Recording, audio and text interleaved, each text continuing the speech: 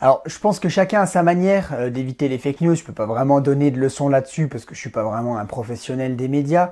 Ce que je peux dire et conseiller simplement, et ce que j'ai coutume de dire à tous ceux qui crient tout le temps à la fake news, au complot médiatique, c'est qu'il faut d'abord faire preuve d'un peu d'esprit critique. J'ai un exemple qui me vient dans la tête là quand on parle de fake news. Je sais pas si on peut l'afficher, mais on a vu tourner il y a quelques années, il y a quelques temps plutôt, une publication Facebook avec une photo qui montrait soi-disant qu'il s'agissait d'un rassemblement des gilets jaunes.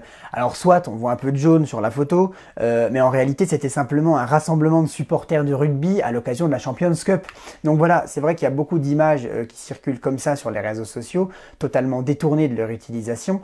Mais si on réfléchit un peu, quand on regarde cette image, on voit qu'il y a beaucoup de monde quand même pour une manifestation.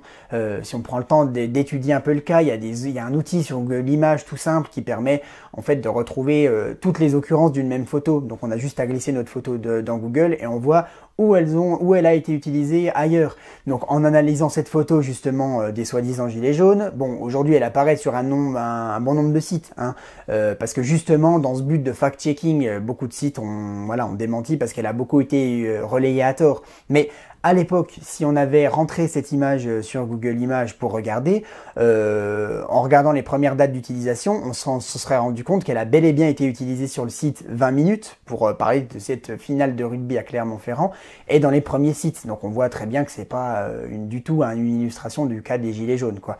Donc ce qui est intéressant, c'est ça, c'est l'esprit critique, puis en cas de doute, la vérification de l'information. Alors soit vérifier l'information nous-mêmes, comme je viens de vous le dire, soit consulter simplement différents médias totalement indépendants, hein, du côté public, du côté privé, la radio, la télé, la presse écrite, enfin voilà, il y a plein de médias aujourd'hui pour s'informer.